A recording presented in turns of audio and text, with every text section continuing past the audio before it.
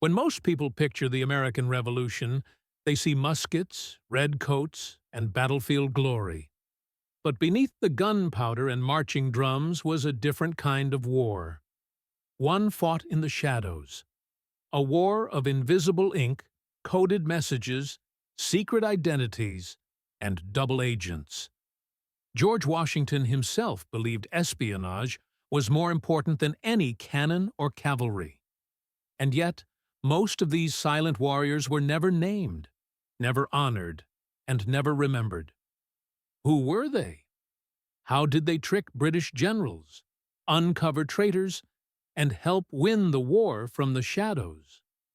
Today, on Historical Wave, we dive into the secret world of America's first spies and reveal the stories history tried to forget. In 1776, George Washington faced a brutal truth. The British Army was better trained, better supplied, and better organized. To stand a chance, he needed something they didn't expect: information. Washington began to recruit a small group of trusted men and women, civilians, farmers, merchants, and trained them in the dark arts of espionage. The American spy network was born not in castles or crypts, but in farmhouses, taverns, and churches. They used dead drops, coded letters, and even laundry lines to pass messages unnoticed. One spy ring, the Culper ring, would become Washington's most trusted source and set the blueprint for American intelligence for centuries to come. These weren't professional agents. They were ordinary people, asked to do extraordinary things, in total secrecy, under the threat of hanging. At the heart of Washington's intelligence strategy was a secret group known as the Culper Ring. Founded in 1778, it operated deep within British-occupied New York, the most dangerous city for a patriot spy. Its leader, Abraham Woodhull, posed as a loyalist farmer while feeding critical intel to Washington. Working with him was Anna Strong, who used her clothesline to send signals across Long Island. A black petticoat or a certain number of handkerchiefs told fellow spies when and where to meet. They developed intricate codes, used invisible ink, and relied on trusted couriers to avoid detection. Their work uncovered British plans, intercepted dispatches, and even helped thwart an attempt to capture Washington himself. These weren't soldiers, they were civilians risking everything. And the British never discovered their identities. To this day, parts of the Culper Ring remain a mystery, its members buried in history, their sacrifices largely forgotten. The spy war wasn't just about gathering information, it was about deception. And no story captures that better than Benedict Arnold. Once a celebrated American general, Arnold secretly plotted to surrender West Point to the British.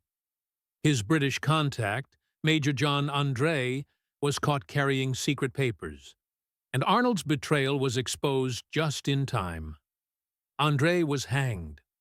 Arnold fled to British territory, but the damage was done. Arnold's treason shook the patriot cause and proved how dangerous double agents could be. Yet the Americans had double agents of their own. One spy, known only as Agent 711, is believed to have infiltrated British command. These daring individuals risked discovery, torture, even death, all for intelligence that could change the course of a battle. In the secret war, trust was fragile, betrayal was everywhere, and the line between patriot and traitor was razor thin. While men like Washington and Arnold made headlines, women were the unseen force in America's spy war. They weren't generals or soldiers. They were wives, daughters, tavern keepers, and couriers. Their social status made them nearly invisible to British commanders, and that was their greatest weapon.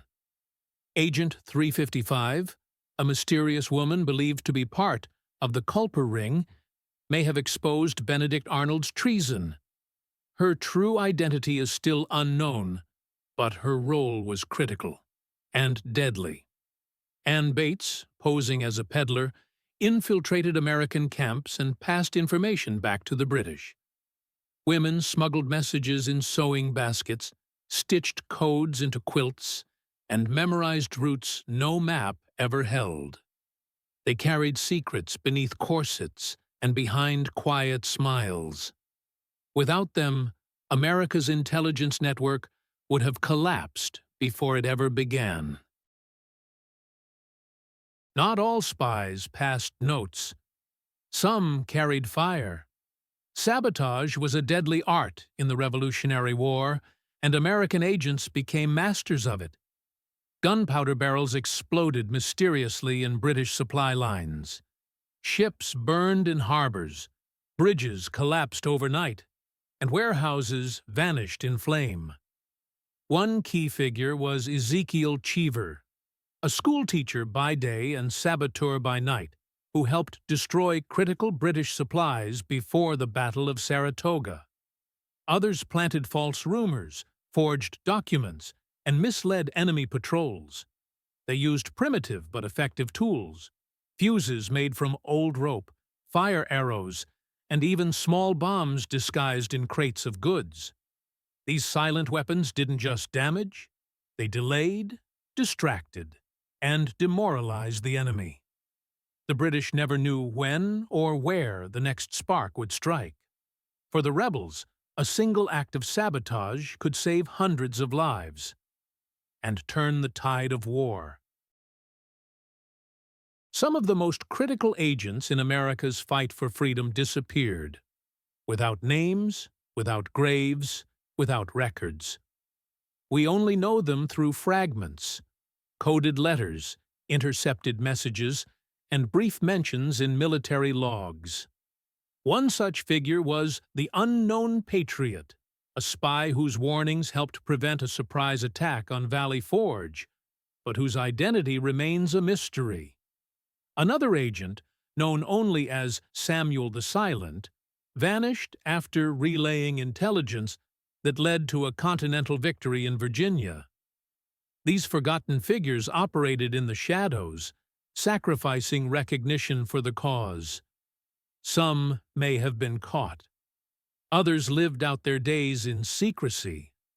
But without them, American victories would have been fewer, and freedom might have slipped away. The true cost of war isn't just paid in blood, but in silence. And history, too often, forgets the quiet ones. The Revolutionary War ended, but the legacy of America's first spies lived on. The Culper ring became the blueprint for future American intelligence agencies, from Civil War scouts to the formation of the CIA techniques like coded messages, dead drops, invisible ink, and double agents didn't vanish. They evolved. The lessons learned in the swamps of the South and the alleys of New York laid the foundation for modern espionage. George Washington himself believed intelligence work was vital to the nation's survival. In fact, he once wrote, "There is nothing more necessary than good intelligence to frustrate a designing enemy." Today's intelligence agencies still train using examples from the Revolutionary War. The people who once operated in silence and shadows helped ensure that freedom had a future. Their work wasn't just part of history, it shaped the destiny of a nation. The American Revolution wasn't just won on the battlefield. It was won in whispers, in code, and in the silence of shadows. Spies and saboteurs risked everything, not for fame, but for freedom. Their names may be lost to time, but their impact shaped the very foundation of the United States. If you've never heard their stories before, now you have.